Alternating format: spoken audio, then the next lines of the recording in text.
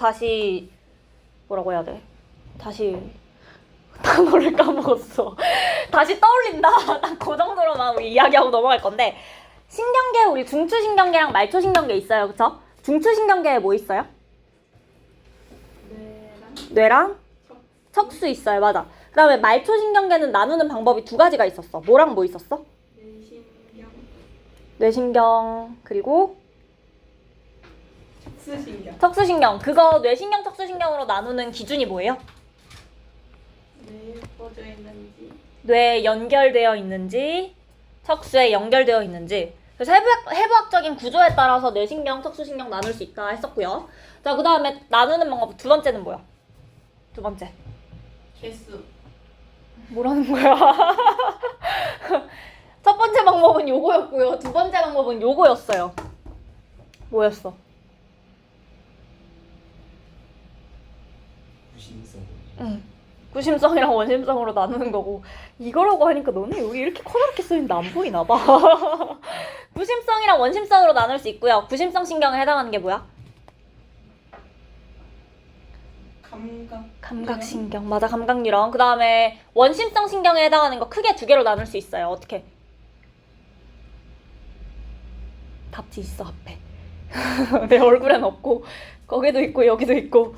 체성신경이랑 그렇죠, 자율신경계 이렇게 나눌 수 있어. 그 중에 체성신경에 해당하는 게 뭐예요? 운동신경. 자율신경에 해당하는 거 또 두 개로 나눌 수 있어. 교감, 부교감까지 있었어요. 기억날까요? 그래서 요거는 기능에 따라서 나누는 거다. 두 가지 기준에 따라서 나눌 수 있고 얘네 둘이 연관 없는 거다라고 했어요. 그러니까 무슨 얘기냐? 교감신경이 뇌신경인지 척수신경인지, 교감이라고 하면 안 된다. 부교감신경이 뇌신경인지 척수신경인지 그거 우리가 알 수 없다는 거야. 그치? 자, 그러면 그 뇌부터 들어가 보시면 뇌 구조 기억나실까요? 어떻게 생겼는지? 제일 커다란 거, 요 주름 있는 거 대뇌였고요. 요 가운데 사이뇌, 간뇌 있었어요. 그럼 여기 소뇌 붙어 있고요. 요 부분 우리가 뇌줄기라고 부를 건데 중간뇌, 그 다음에 툭 튀어나온 부분 뇌교 혹은 다리뇌, 그 아래쪽에 연수 혹은 숨골까지 있었어요. 이름 전부 다 기억하고 계셔야 되고. 자, 그럼 대뇌의 역할이 뭐였어? 정신활동. 정신활동. 또 기억추. 기억도.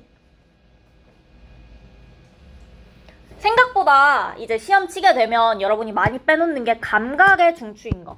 수위운동의 중추, 감각의 중추인 거 까먹는 경우가 많아요. 감각의 중추라는 게, 요 대뇌라는 게 무슨 뜻이냐면 무릎 반사 일어날 때 중추가 어디야? 무릎 반사? 척수. 야, 중학교 3학년 때부터 배웠죠. 무릎 반사의 중추는 척수인데 무릎 반사 일어날 때 대뇌로 정보 전달이 돼요, 안 돼요? 안 돼요. 표정이 어때요? 될 것 같아요, 안 될 것 같아요? 아니, 된다고. 정보 전달이 돼. 왜? 무릎 반사 일어났을 때 내가 이렇게 들어 올리는 것까지는 내 의지로 하는 게 아닌데 무릎에 고무망치가 닿은 느낌이 나요, 안 나요? 안 나? 안 나? 한 번도 해본 적 없어요? 이렇게 치는 거 한 번도 안 해봤어요? 무릎을 쳤으면 당연히 치는 느낌이 났겠지, 얘들아. 아니, 그렇게 하면 안 되고 들고 여기를 톡 쳐야 돼, 이렇게. 요 아래를 톡 치면 올라오거든요. 자, 근데 치는 느낌이 난다는 거, 감각이 있는 거죠. 그 감각을 대뇌에서 처리해야 되기 때문에 대뇌까지 정보가 올라가는 거라고. 감각의 중추도 된다는 거 기억해 주셔야 돼요. 자, 그 다음에 소뇌의 역할은 뭐였어요? 그 대뇌 더 한 거다. 대뇌를 우리가 위치에 따라서 네 가지로 나눌 수 있었어. 어떻게 나눴을까? 이마엽. 마루엽. 또 전두엽이 이마엽이야. 관자엽. 또 뒤통수엽까지. 이렇게 네 가지로 우리가 나눴었는데 이마엽이랑 전두엽이랑 같은 말이고요. 그 다음에 관자엽 쪽에 있는 거 측두엽이랑 같은 말이에요. 옆 측자 써서. 그리고 뒤통수엽 뒤쪽에 있는 거죠. 후두엽. 그 다음에 마루엽 꼭대기라는 뜻이라고 했고 두정엽이라고도 부를 수 있어요. 요 용어 전부 다 기억을 해주셔야지 아마 문제 풀 때 좀 더 쉽게 풀 수 있을 거고. 그 다음에 요거는 우리가 위치에 따라서 나눈 건데 기능에 따라서 감각력, 연합력, 운동력 나눌 수 있다도 이야기했었어요. 기억나실까요? 자, 그 다음에 대뇌 반으로 자르면 겉부분이랑 속부분이랑 색깔이 달랐어. 겉질은 무슨 색이었어요? 회색질이었어요. 속질이 백색질이에요. 회색질에는 뭐가 있어요? 왜 회색이야? 신경세포체가 있다고 했어. 그치? 자, 그래서 신경세포체가 모여있는 회색질.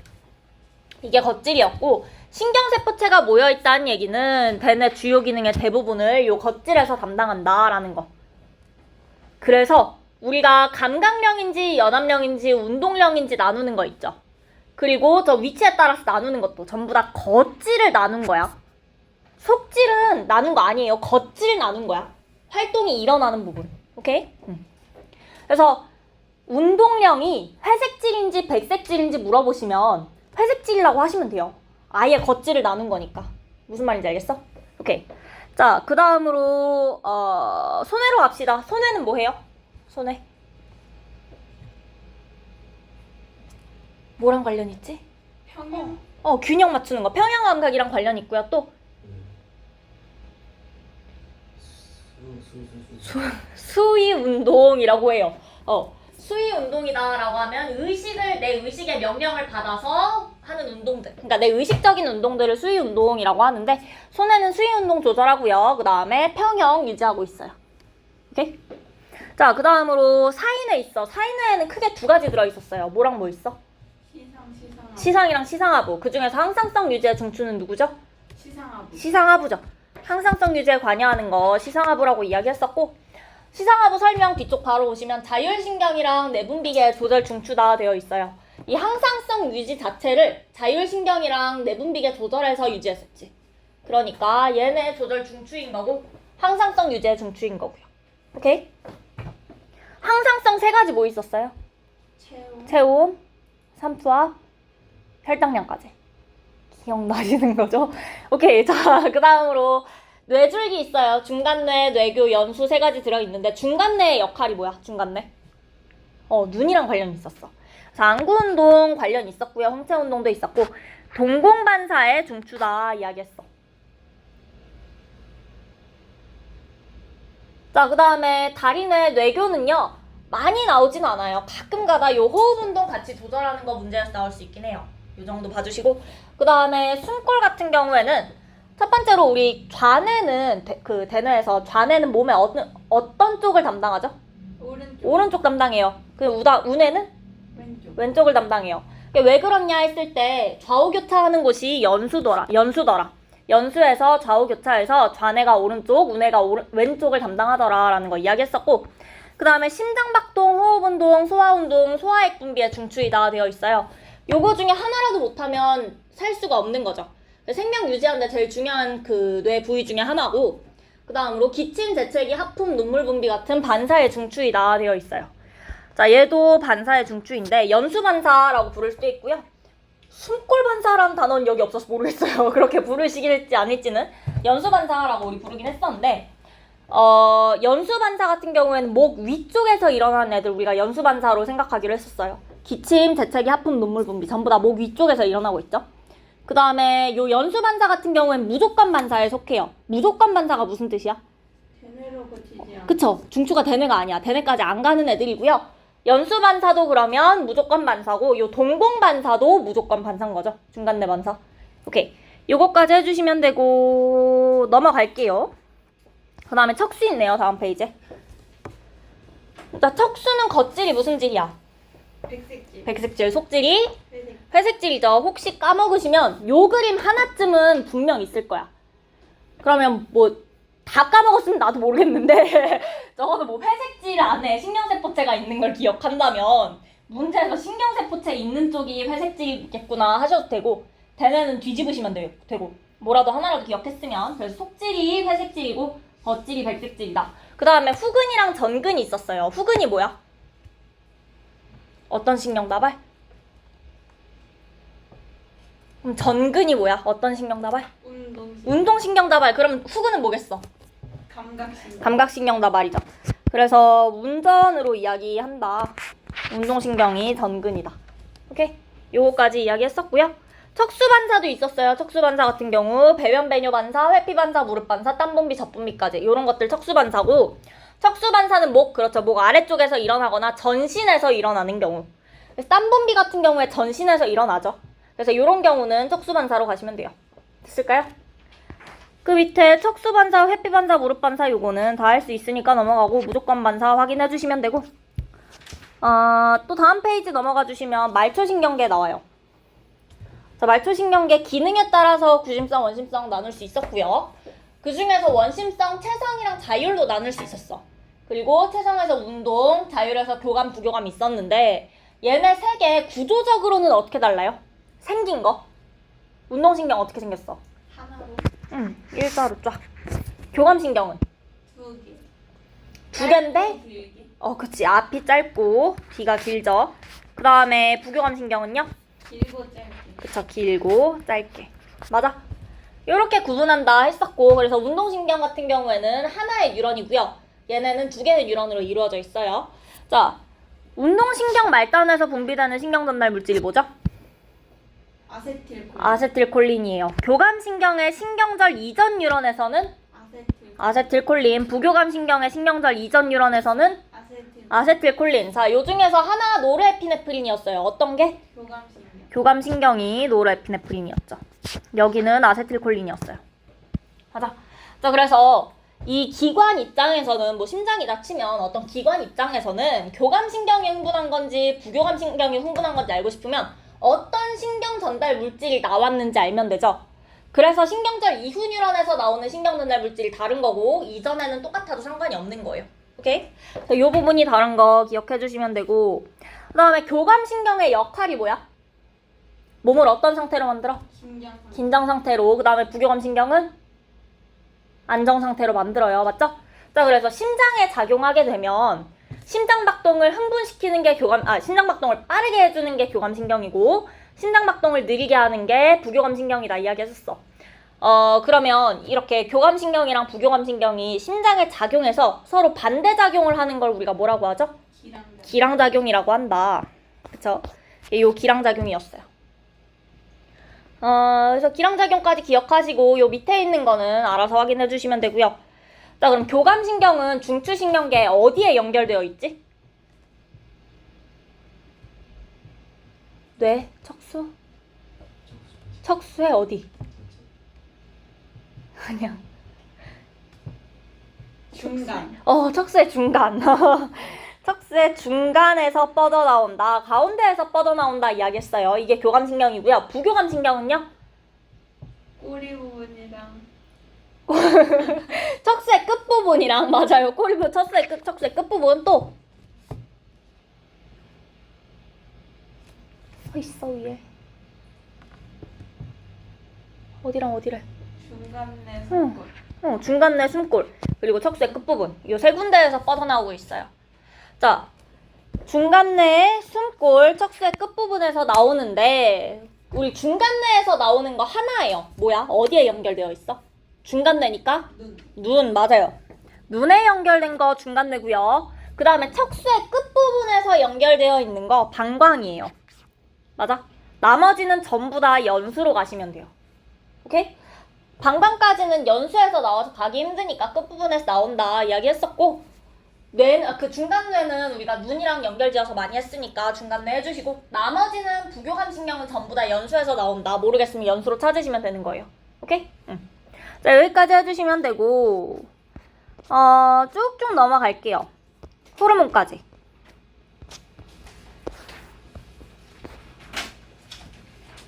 항상성. 항상성, 체온, 혈당량, 삼투압 있었고요.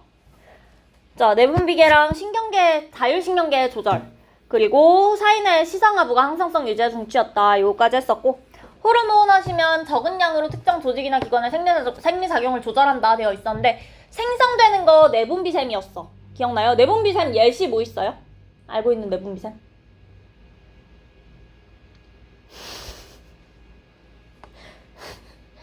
시상하부 아래에 딸려 있는 거. 툭 튀어나온 거. 뇌하수체. 뇌하수체 내분비샘이에요. 또 목에 나비 모양으로 있는 거. 갑상샘. 그 다음에 인슐린이랑 글루카곤. 이자. 그런 거 전부 다 내분비샘인 거예요. 오케이? 자, 내분비샘에서 만들어질 거고 별도의 분비관 없이 혈관으로 분비돼요. 자, 분비관 없이 혈관으로 분비된다라고 굳이 나와 있으면 누가 분비관을 가지고 있었어? 외분비샘이 분비관이 있었어요. 그쵸? 외분비샘의 예시에 뭐 있어요? 땀샘, 또 눈물샘도 있고요. 그 다음에 소화샘도 외분비샘이었어요. 오케이? 그래서 외분비샘 하시면 그 폼클렌징 광고 같은 데서 본 요런 땀샘 모양 나올 거고, 저게 분비관이다 하시면 돼요. 외분비샘이다. 자, 그 다음에 혈액을 따라서 이동할 거고요. 표적세포에만 작용할 수 있었어요. 기억나요? 왜 그렇냐? 수용체의 모양 맞는 거에만 가서 작용할 수 있더라 이야기했었어. 표적세포에만 작용할 거고요. 그래서 표적세포랑 표적기관도 같이 연결을 해주셔야 되고, 자, 그 다음에 매우 적은 양으로 작용할 수 있고, 결핍증, 과다증 둘 다 있다고 했어. 생장호르몬 결핍되면 어떻게 되죠? 외소증, 과다하면 거인증 혹은 나이 들어선 말단비대증 이렇게 올 수 있는 거고요. 그 다음에 항상성 유지도 하지만 발생, 생식, 성장에서도 중요한 역할을 한다라는 건 뭐 그렇게 보고 넘어가시면 되고, 그 다음에 밑에 여러 가지 내분비샘이랑 호르몬 있어요. 자, 시상하부에서는 우리 TRH 꼭 외워주셔야 되죠. 갑상샘 자극 호르몬 방출 호르몬이라고 못 쓸 거면 TRH라고 쓰세요. 제발. 저거 여기서 뭐 한 글자 뭐 요거 하나라도 빼먹으면 틀린 거거든요. 왜냐면 TSH가 갑상샘 자극 호르몬이야. 이 갑상샘 자극 호르몬은 갑상샘을 자극한다고 갑상샘 자극 호르몬인데, 얘를 방출한다고 갑상샘 자극 호르몬 방출 호르몬인 거거든요. 하나라도 빠지면 뜻이 달라져서 그냥 TRH 쓰세요. 제발. 오케이? TRH 그리고 뇌하수체 전엽에서 TSH 분비될 거예요. 그럼 이 TSH가 분비되면 갑상샘을 자극해서 타이록신, 티록신 분비한다 이야기했었죠. 티록신의 역할이 뭔데? 써있잖아. 나를 보지 말고 앞을 봐. 물질대사 촉진한다. 세포대사라는 거 물질대사죠. 물질대사 촉진한다 이야기했었고, 자, 그 다음에 뇌하수체 전엽이랑 후엽으로 나눌 수 있었는데, 전엽에서 TSH였고요. 후엽에서 항이뇨 호르몬 나왔었어요. 항이뇨 호르몬 ADH. 그쵸? 항이뇨 호르몬의 역할이 뭐야? 역할. 이러면 내가 어떻게 알아들어? 역할이 뭐야? 물의 제흡수. 어디에서? 콩팥. 콩팥에서 물의 제흡수를 어떻게 해요? 촉진해요, 억제해요? 촉진해요, 맞아요? 자, 콩팥에서 물의 제흡수를 촉진하는 거 우리가 항이뇨 호르몬이다 라고 하는 거였고, 항이뇨라는 이름은 그 이뇨작용을 방해하는 거죠. 그래서 소변량이 적어지지. 결과가 이름에 들어있는 거고, 그 역할을 물어보시면 콩팥에서 물의 제흡수를 촉진하는 거다 라고 하셔야 돼요. 오케이? 그래서 역할은 물의 제흡수 촉진하는 거고, 자, 그 다음에 부신으로 가볼게요. 부신 지금 속질만 나와 있는데 학교에서 겉질도 할 수도 있어요. 하면은 그냥 그것까지 외우시면 되고, 일단 속질에서 에피네프린 중요하죠. 자, 에피네프린 하면 우리 아드레날린이랑 같은 말이거든요. 그래서 아드레날린 나온다라고 했을 때 우리 보통 기분이 어때요? 좋아요. 맞아요. 기분이 좋고 흥분되는 상태가 되는 거죠. 그거랑 같은 방식으로 이게 일어나요. 혈당량 증가하고요. 심장박동 촉진되고 혈압 올라가고요. 물질대사 촉진될 거예요. 오케이? 자, 그 중에서 혈당량 증가하는 거 우리 아는 호르몬 중에 비슷한 거 있어. 누구야? 글루카곤. 물질대사 촉진되는 거. 타이록신. 그쵸? 그래서 얘네랑도 비슷한 역할을 한다까지 봐주시면 되고요. 그 다음에 여기 이자 있어요. 이자 알파세포랑 베타세포로 나눌 수 있었고, 베타세포가 보통 이렇게 모여있어. 그 다음에 주변부에 이렇게 알파세포 있어요. 오케이? 자, 글루카곤의 역할은 뭐예요? 알파세포에서 나오는 글루카곤의 역할은 혈당량을 증가시키는 건데, 어떻게 증가시켜? 글라이코젠을 포도당으로. 포도당으로 바꿔. 어디서? 간에서. 표적 기관이 엄청나게 중요해요. 요것만 쓰시면 안 돼요. 어디에서인지 확인해 주셔야 돼요. 항이뇨 호르몬 표적 기관이 엄청나게 중요해요. 물의 제흡수만 아시는 게 아니라 콩팥이 표적 기관이라는 것까지 알고 있어야 돼요. 오케이? 자, 간에서 글라이코젠을 포도당으로 바꿀 거고요. 그 다음에 베타세포에서 인슐린 나오면 인슐린은 뭐 하죠? 혈당량을 감소시켜요. 어떻게? 첫 번째는 간에서 포도당을 글라이코젠으로. 그 다음에 두 번째. 두 번째 뭐라고? 포도당의 흡수 촉진. 어디로? 세포로. 조직세포로 포도당 흡수를 촉진하는 거예요. 혈당량이다 라고 하면 혈액 속에 포도당이라고 했죠. 세포 안에 들어있으면 피에는 사라질 거 아니에요. 그쵸? 세포 안으로 흡수하는 거더라. 오케이? 자, 요거까지 이야기했었고 얘네 위치 여러분 알고 계시죠? 생긴 거 알고 있죠? 얘네 ABCD 나와도 찾으시면 돼요. 찾으시면 되는 거고. 그럼 다음 페이지 보시면 신경계랑 내분비계 비교 있고요. 요거는 한번 읽어보시면 딱히 틀릴 일은 없을 거예요. 요거 봐주시고 그 다음에 넘어가 보면 항상성 유지의 원리 있어. 음성 피드백이랑 기량작용 있죠? 오케이? 자, 그 중에서 기량작용하는 호르몬 뭐 있어? 방금 말한 것 중에 인슐린이랑 글루카곤. 이름 헷갈리시면 안 돼요. 이거 인슐린이랑 글루카곤 있다고 했어요. 자, 그래서 기량작용 두 가지 배울 거예요. 교감신경이랑 부교감신경. 그 다음에 인슐린이랑 글루카곤. 그쵸? 그래서 기량작용 예시 이렇게 두 가지 생각해 주시면 되고 그 다음 음성 피드백은 뭐였어요? 위로 올려. 너무 많으면 줄이고 너무 적으면 들리는. 뭐 그런 거긴 해요. 그쵸? 자, 일단 읽어보시면 어떤 일이 원인으로 작용해서 나타난 결과가 그 원인을 억제한다 되어 있는데 TRH랑 TSH의 분비라는 원인이 있었어. 그럼 결과가 어떻게 돼? 얘네가 분비되면 타이록신 분비가 촉진될 거야. 그쵸? 그 타이록신 분비 촉진이라는 결과가 원인이었던 TRH, TSH 분비를 어떻게 한다? 억제하는 거다. 그래서 티록신 많아지면 TRH, TSH 분비 줄어든다 라고 했었죠. 오케이? 요게 음성 피드백이더라. 그리고 음성 피드백 같은 경우에는 기억니은 디귿으로 나오면 괜찮은데 그때 뇌하수체 전엽이 망가진 사람, 갑상샘이 망가진 사람 이런 거 문제 풀었던 거 기억나실까요? 그런 문제로도 잘 나오니까 그거 나중에 내가 다시 문제 드릴 테니까 그거 풀어보시면 되고요. 오케이? 자, 그러면 여기는 나머지는 된 것 같고 다음 페이지에 체온 조절. 자, 체온 조절은요, 우리 지금 호르몬은 빠져 있어요. 근데 작년까지는 티록신이 들어갔었고 학교 프린트나 선생님 설명하실 때 티록신 들어갈 수도 있거든요. 티록신 들어가면 티록신 넣어서 공부하시면 돼요. 예전에 내가 그 티록신 포함된 프린트를 준 적이 있는데 가지고 있는지는 모르겠어요, 너네가. 혹시 필요하시면 학교에서 했다, 다시 그 자료 받고 싶다, 예전 자료 받고 싶다 하면 얘기하면은 그거 관련된 거 다시 뽑아줄 테니까 얘기하시고. 자, 일단 체온 조절할 때 중요한 건 뭐냐, 뭐 시상어부 다 됐고 열 방출량이랑 열 생산량 요거를 변화시킬 거라는 거. 그쵸? 그러면 고온 자극을 받으면 열 방출량은 어떻게 될까? 고온 자극? 많아져요. 열 생산량은 적어져요. 그 다음에 저온 자극 받으면 방출량은 감소하고 생산량은 증가하죠. 오케이? 자, 이 이야기 하는 거고 그래서 이걸 어떻게 하느냐 교감신경 가지고 이야기를 하고 있어요.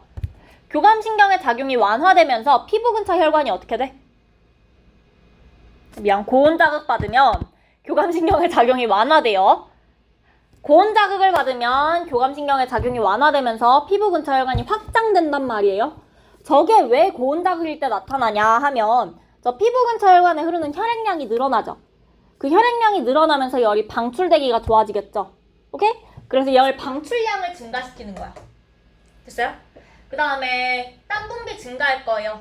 땀나면 기화열 흡수에 의해서 방출량 증가하겠죠. 시원해질 거야. 자, 그 다음에 추워지면 저온 자극 받게 되면 교감신경의 작용이 강화될 거예요. 부교감신경 안 나와요. 둘 다 교감신경만 나오고 있죠. 교감신경 작용 강화되면서 피부 근처 혈관이 수축하게 되면 흐르는 피가 적어지네. 방출량이 어떻게 되겠어? 감소하겠죠. 자, 그 다음에 골격근 떨림 나타날 수 있어요. 그러니까 추워서 덜덜 떨리는 거. 덜덜 떨리면 기계적으로 열 생산량이 증가하겠죠. 그래서 요거 조절해서 체온 조절한다 확인해 주시면 되고 체온 조절은 요거 보시면 되고 그 다음 페이지 넘어가시면 혈당량 있어요. 혈당량. 자, 혈당량 조절 인슐린이랑 글루카곤 있고요. 기량작용 해요. 음성 피드백 작용 할까요? 안 할까요? 해요. 기량작용도 하는 거고요. 당연히 음성 피드백으로도 조절돼요. 기량작용의 예시인 거 맞고 호르몬 조절되는 거 대부분은 다 음성 피드백으로 조절된다는 맞다고 하시면 돼요. 옥시토신 빼고 너네 배우는 것 중에. 나머지는 모르겠으면 그냥 된다 하시면 돼요. 웬만한 거. 자, 그래서 이 혈당량 조절되는 것 자체는 우리 방금 배웠던 내용이랑 똑같은 거고 여기에서는 어려운 거 없을 거예요. 그쵸? 앞에서 했던 얘기랑 똑같은데 이 에피네프린 얘기가 있어. 에피네프린의 역할 중에 하나 혈당량 증가시키는 거라고 했죠. 어떻게 증가시키냐? 간에서 글라이코젠, 포도당으로 분해할 거예요. 글루카곤이랑 역할이 완전히 똑같죠? 그럼 이 에피네프린은 어떻게 나오냐? 아드레날린이라는 거 우리 흥분될 때 나온다고 했지. 신경에 의해서 촉진될 건데 교감신경 작용이 활성화되면서 아드레날린, 에피네프린 나올 거예요. 오케이? 됐어요? 자, 그러면 글루카곤이랑 인슐린 중 어떤 게 교감신경에 의해서 그 분비될까? 글루카곤인 거야. 왜? 둘 다 같은 역할 하잖아. 그치? 인슐린은 교감신경 작용될 때 에피네프린도 나오고 인슐린도 나오면 두 개가 다 나오는데 하나는 혈당량 증가시키고 하나는 감소시키면 말이 되니? 안 되죠. 둘이 역할 똑같은 거 둘 다 교감신경에 의해서 활성화될 거다. 글루카곤이 교감신경에 의해서 활성화될 거고요. 인슐린이 부교감신경에 의해서 활성화될 거예요. 그리고 또 다르게 생각해보자면 인슐린이 나오려면 혈당량이 올라간 거죠. 혈당량 올라가려면 밥 먹었어야 되죠. 소화 촉진시키는 게 부교감 신경이었고 소화되고 있으면 인슐린 나와야 되니까 그거 부교감이다 설명하셔도 되고요. 오케이? 자, 혈당량은 다른 그래프는 괜찮은데 1형 당뇨병이랑 2형 당뇨병이 있었어. 1형 당뇨병이 뭐야? 인슐린이 아예 안 나오는 거 맞아요. 베타세포가 파괴되어서 인슐린이 분비가 안 돼요. 자, 그 다음에 2형 당뇨병은 뭐였어요? 인슐린이 작용을 안 해. 인슐린이 나오긴 하죠. 인슐린 분비는 되는데 인슐린에 반응을 못 하고 있는 거. 그래서 요거 확인해 주시면 되고 자, 그 다음으로 다음 페이지 넘어가시면 삼투압 조절 있어요. 삼투압 조절하는데 혈장 삼투압 조절하는 거예요. 체액의 삼투압 조절할 건데 항이뇨 호르몬 뇌하수체 후엽에서 나오죠. 이거 꼭 기억하셔야 되고 항이뇨 호르몬에 의해서 조절이 돼요. 자, 땀을 많이 흘리면 물이 빠져나갔지? 혈장 삼투압이 어떻게 될까? 높아져요. 맞아? 물이 빠져나가면 소금은 그대로 남아있고 물이 빠져나갔지? 땀 많이 흘렸어요. 그러면 혈장 삼투압이 증가했어요. 맞아? 혈장 삼투압 증가하면 ADH의 분비가 어떻게 될까요? 감소? ADH의 역할이 뭐야? 콩팥에서 물의 재흡수를 증가시킬 거야. 맞아? 콩팥에서 물을 재흡수하면 혈액 안으로 물이 많이 들어오네. 그럼 혈장 삼투압이 어떻게 될 것 같아? 낮아질 거야. 자, 그러면 ADH는 혈장 삼투압이 높을 때 나오겠어? 낮을 때 나오겠어? 높을 때 나와야지 얘를 낮춰주지. 맞아요? 지금 혈장 삼투압이 증가했으니까 ADH 분비가 증가해야 돼요. 이해하시겠어요? 자, 그럼 ADH 분비가 증가하면 콩팥, 표적기관이 콩팥이죠? 콩팥에서 물의 재흡수 증가할 거고 그래서 혈액 안으로 물이 많이 들어오니까 혈장 삼투압 감소할 거고 정상으로 돌아온다. 요거 까지고 부가적으로 오줌도 바뀌는데 오줌의 생산량 줄어들 거예요. 물이 오줌으로 나갔어야 되는데 그게 못 나가고 혈액으로 돌아오니까 오줌 생성량 감소하고요. 오줌 삼투압은 증가한다 이야기했었어. 오케이? 그래서 요거는 감소했을 때는 그거 그대로 반대로 해주시면 되고요. 내용 자체는 어렵지 않은데 연결하는 게 헷갈리는 거였죠. 그쵸? 그래서 밑에 있는 그래프들 중요한데 자, 혈장 삼투압 파란 색깔로 되어 있고요. 오줌 삼투압 초록 색깔로 되어 있고요. 분홍 색깔로 오줌 생성량 그려놨었어. 자, 그러면 혈장 삼투압이 낮아지면 오줌 삼투압이 어떻게 된다고?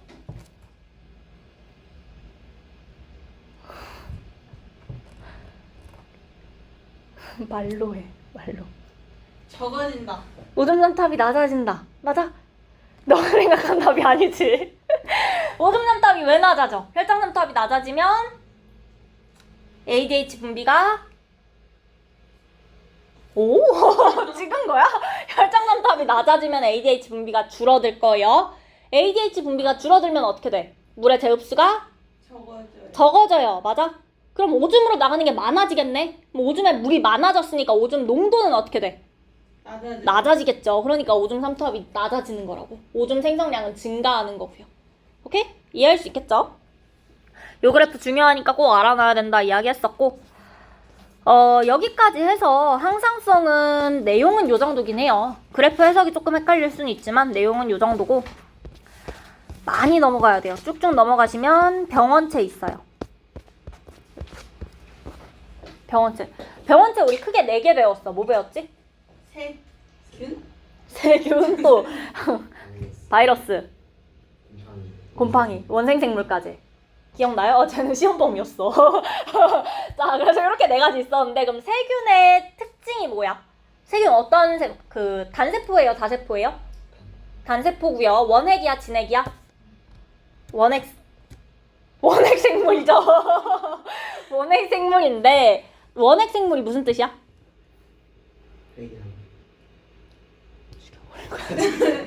야, 그럼 저 원핵 생물의 원이 이거야? 원핵? 야,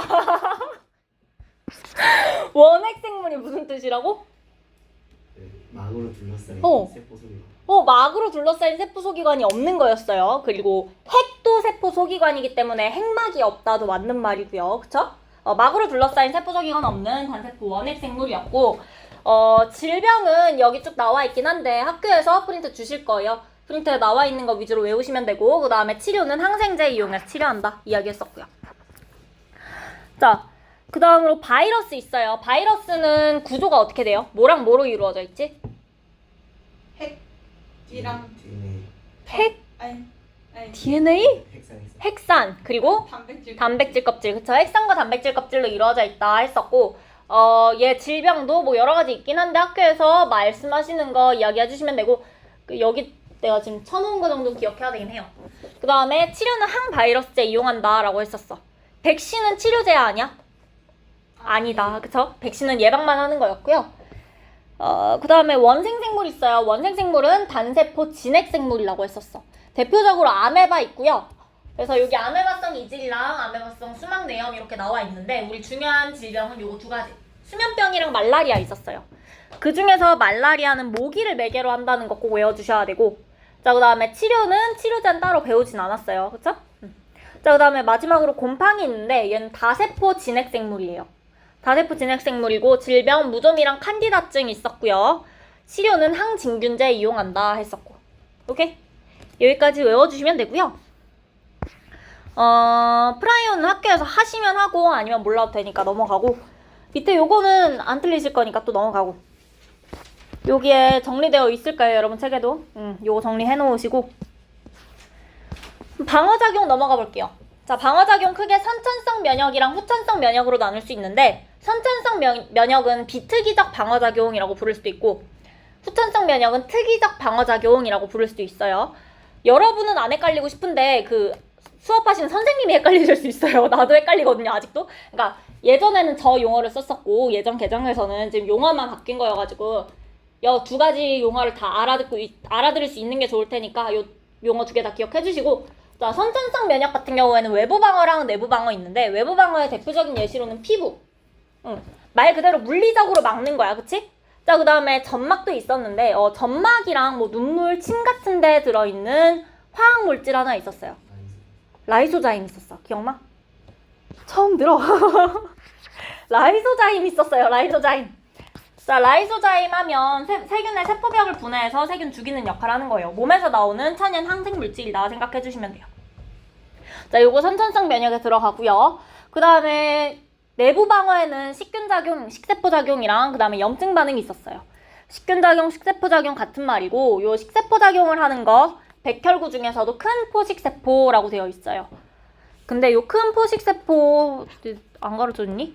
대식세포 나오면 큰 포식세포랑 같은 거야.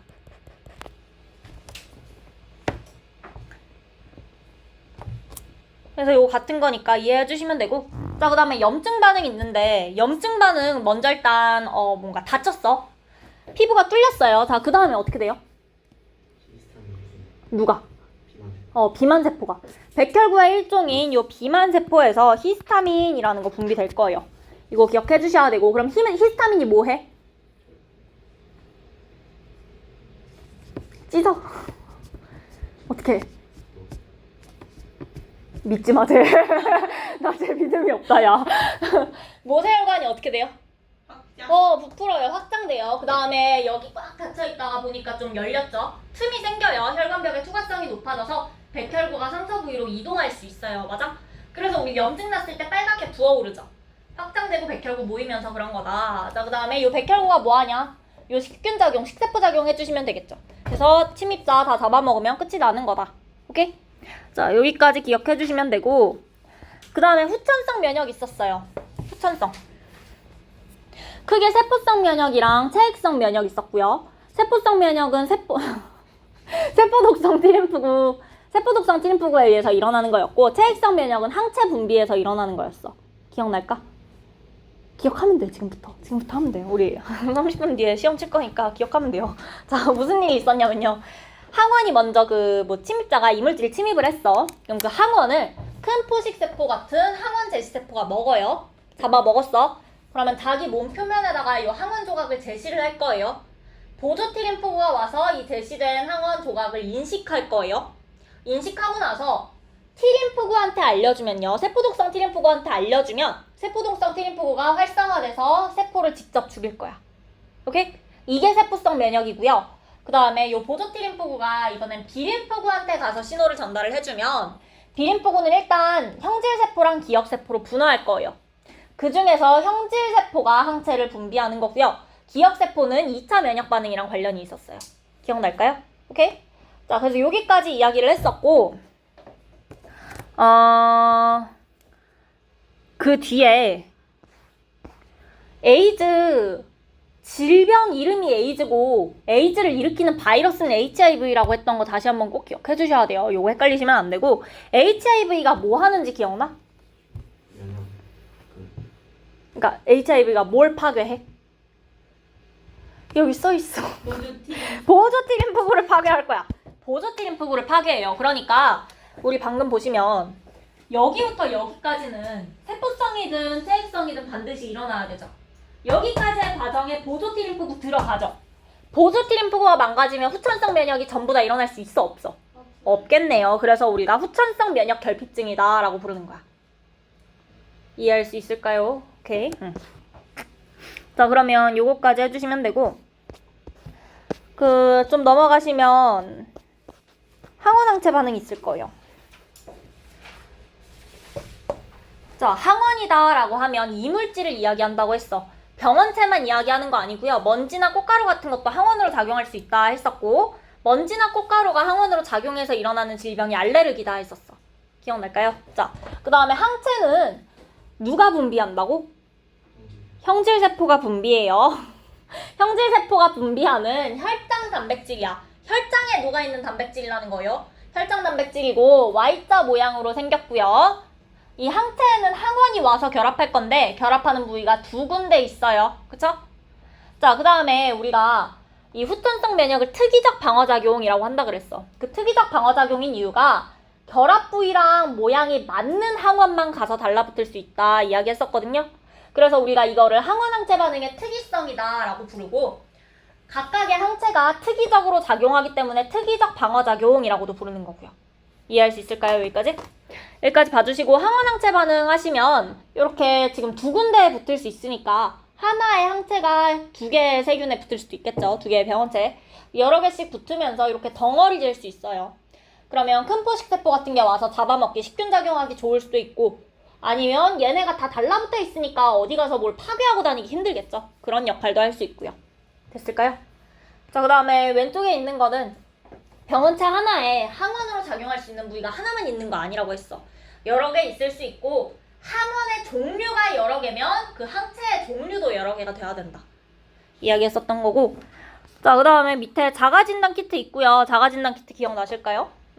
한 줄 C선에만 나오면 감염 안 된 거고, 둘 다 나오면 감염된 거고. 자가진단 키트 다시 봐주시면 되고, 다음 페이지 보시면 혈액형 있어. 자, 혈액형에 응집원이랑 응집소라는 거 있었는데, 응집원이 어떤 역할을 해요? 항원항체 중에? 응집원 항원 역할을 하는 거였고, 응집소가 항체였어요. 맞아요? 그래서 응집원은 적혈구의 세포막에 붙어있는 거고요. 응집소는요, 항체 역할을 한다 그랬으니까 이게 혈장 단백질인 거야. 오케이? 혈장 단백질인 거고, A형은 응집원을 뭘 가져요? 응집원 A형? B A요, A요. 네, A요. 응집원이요. 제 시험 어떻게 쳤니? 응집원 물어봤으니까 응집원 A형은 A 가져야 돼. 응집소는 베타 가져야 돼요. 자, 그 다음에 B형은 응집원 B B. 응집소 알파 알파. A, B형은 응집원 A랑 B. 응집소 없음. 그 다음에 O형은 응집원 없고 응집소 알파, 베타. 기억해 주셔야 돼요. 오케이?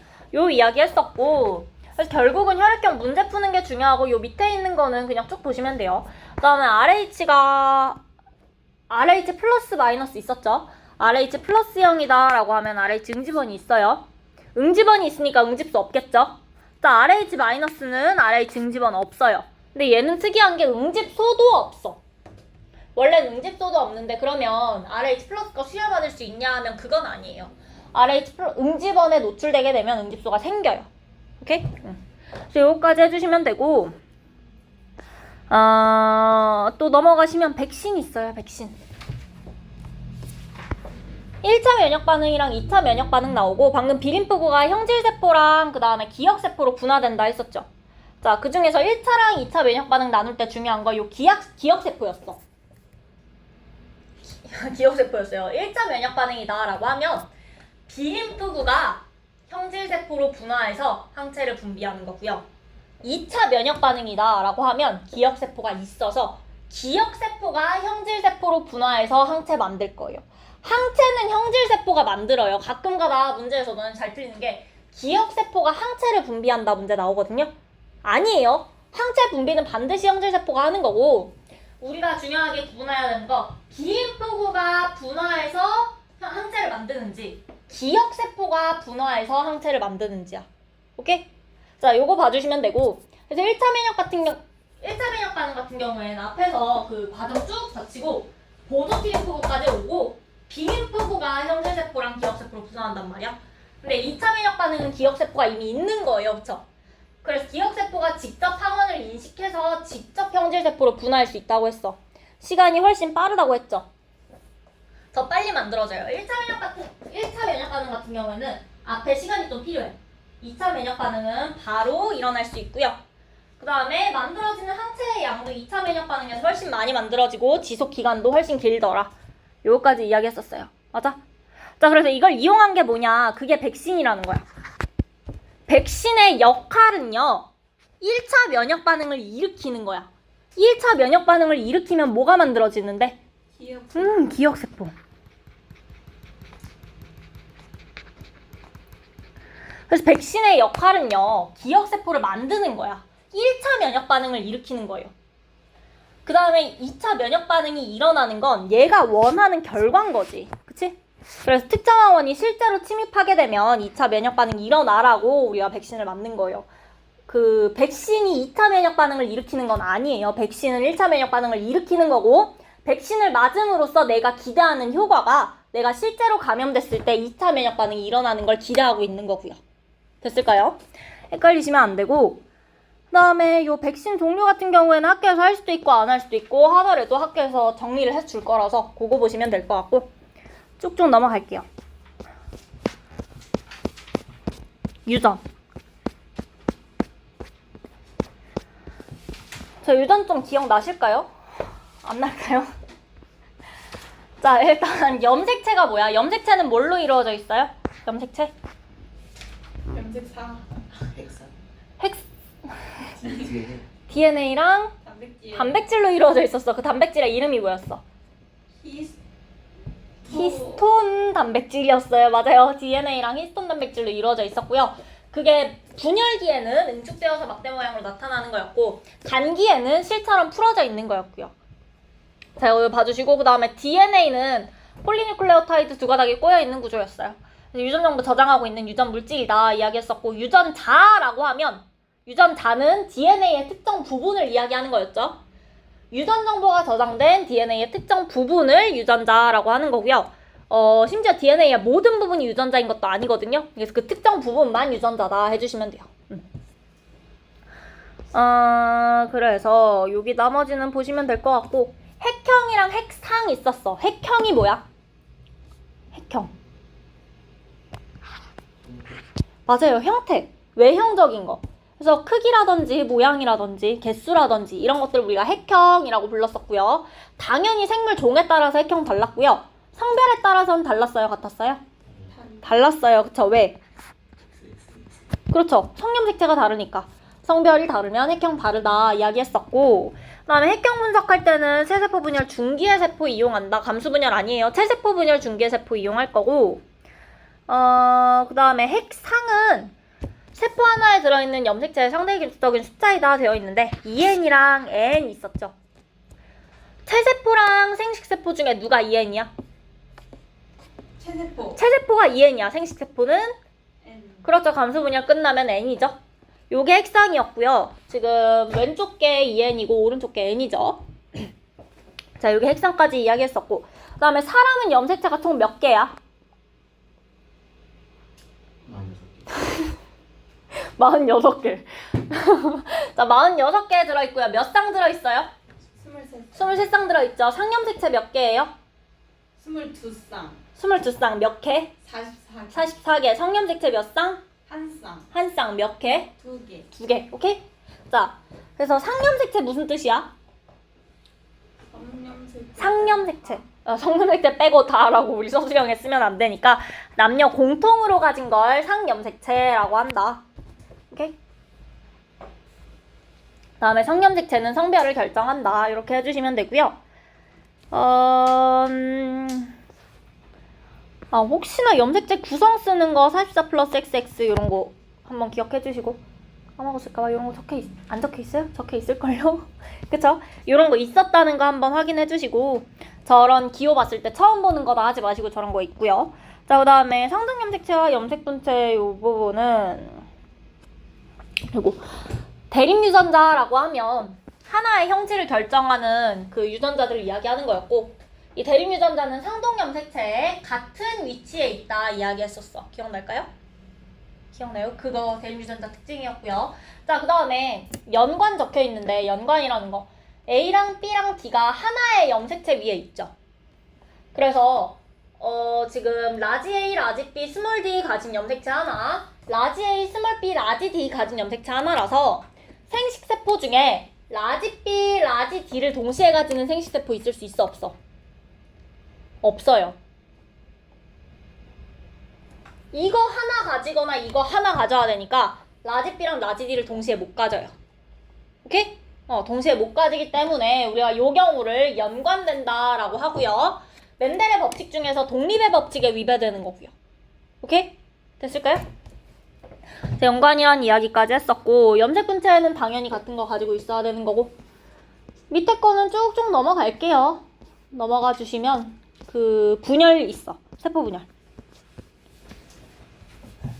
세포주기와 체세포 분열 먼저 있고요. 세포주기 하면 딸세포가 성장하고 분열해서 새로운 딸세포 형성하기까지의 과정이다 했었고, 간기랑 분열기 있었어. 간기는 크게 3개로 나눌 수 있었어요. 어떻게?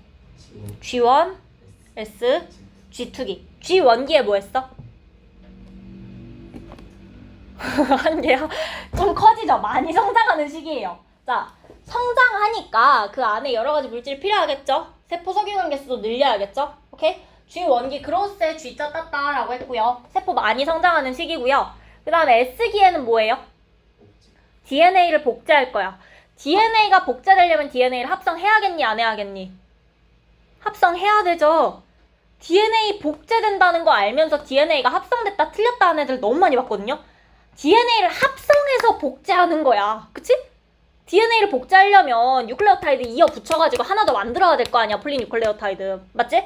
그래서 DNA 복제된다. DNA 합성해서 DNA 복제시킬 거고요. 양이 2배로 증가할 거예요. 자, 그 다음에 G2기에는 G2기 끝나고 나면 분열기로 가야 되거든요. 그래서 G2기에는 세포 분열 준비하고 있을 거예요. 오케이? 자, 그런데 제일 많이 성장하는 시기는 사실 G1기가 맞아요. 근데 G2기랑 S기에도 보면 계속 성장한다 작은 글씨로 적혀있죠. 실제로 간기 전체에 걸쳐서 성장을 하긴 해요. 그런데 G1기에 제일 많이 성장하고 있을 뿐이다. 이야기했었어요. 기억나요? 자, 요거 봐주시고, 그 다음에 분열기는 크게 둘로 나눌 수 있었어. 핵분열이랑 세포질 분열 있었거든요. 핵분열이 전기, 중기, 후기, 말기.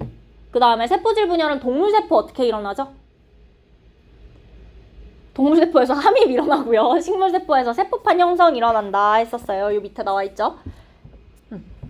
세포 질 떨어지는 거 세포질 분열이다. 그래서 핵분열 먼저 일어나고 그 다음에 세포질 분열이 일어난다 이야기했었고요. 자, 이 분열기의 특징은 염색체가 응축되어서 막대 모양으로 나타난다는 거야. 염색체가 응축되어서 막대 모양으로 나타나면요, 핵막이 사라져요. 오케이? 얘가 있으면 핵막이 없어. 핵막이 생기면 얘가 풀려서 실처럼 풀려 있을 거예요. 오케이? 두 개 연결되는 거니까 기억해 주시면 되고, 자, 그 다음에 요 옆에 그래프 기억나시죠? 그치? 요것도. 그래서 G1기, 간기가 제일 길고, 간기 중에서도 G1기가 되게 길더라. 요거 봐주시면 되고, 그 밑에 체세포 분열 가시면, 체세포 분열 간기부 있고요. 그 다음에 핵분열 전기부터 보면 염색체가 응축됐다고 했어. X자 모양으로 나타났죠. 그러면 이때는 핵막이 사라지겠네? 이게 전기에 일어날 거고, 그 다음에 방추사가 만들어져요. 그리고 방추사가 어디 가서 붙냐? 염색체 동원체라는 데에 붙을 거거든요. 염색체 가운데에 동원체라는 게 있어. 이 동원체에 가서 방추사가 달라붙을 거예요. 오케이? 자, 그 다음에 중기에는 이 염색체들이 세포 중앙에 배열돼요. 그래서 이 동원체 아무 때나, 다리 아무 때나 이렇게, 다리 아무 때나 이렇게 붙어 있는 게 아니라 지금 가운데에 붙어 있게 그림 그려 있는 거 보여요? 동원체에 달라붙은 거예요. 그래서 염색체 세포 중앙에 배열될 거고, 최대로 응축되어서 핵형 분석할 때 제일 편하게 쓸 수 있는 시기가 이때더라. 그 다음에 후기는 염색 분체가 분리된다 했었어요. 그쵸? 염색 분체가 분리될 거고, 요 방추사가 짧아지면서 양쪽 끝으로 이동을 하고요. 그 다음에 말기에는 일단 핵막이 다시 생겨요. 그러니까 염색체 풀리고 있는 거겠죠? 핵막 다시 생기고요. 우리 딸세포라는 용어처럼 요 핵들을 일단 딸핵이라고 부를 거야. 딸핵이 먼저 생겼어요. 여기까지가 말기야. 자, 그런데 세포질 아직 끊어졌어, 안 끊어졌어?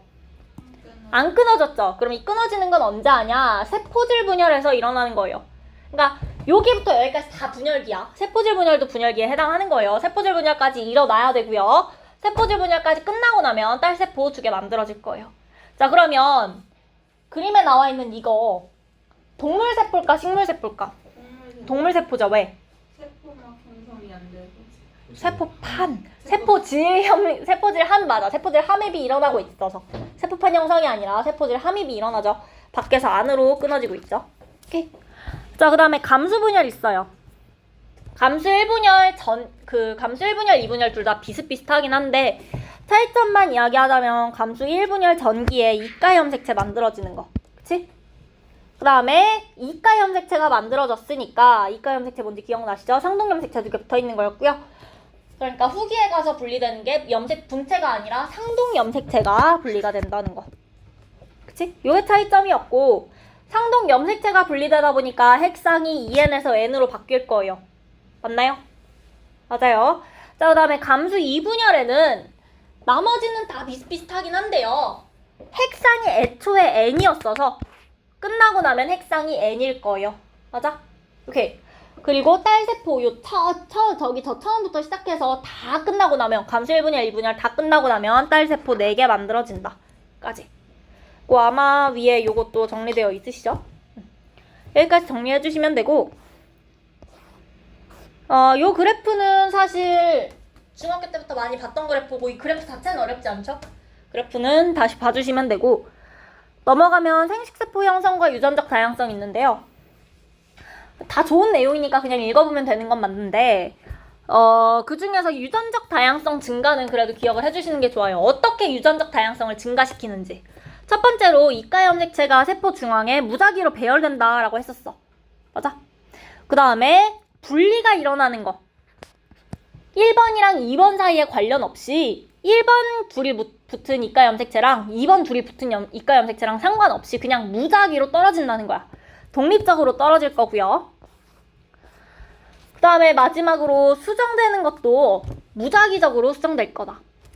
그래서 여기 옆에 암기에 나와 있긴 해요. 유전적 다양성 증가 요인 정도는 요건 외워주시는 게 좋을 거예요. 다음 맨 밑에 유전적 다양성과 생명의 연속성은 그냥 한번 읽어보시면 문제에서 틀릴 만한 내용은 아니니까 요건 이렇게 보시면 되고요. 됐을까요? 오케이. 자, 그러면 개념은 여기까지였어요. 괜찮아요? 안 괜찮아요? 괜찮아야 돼요.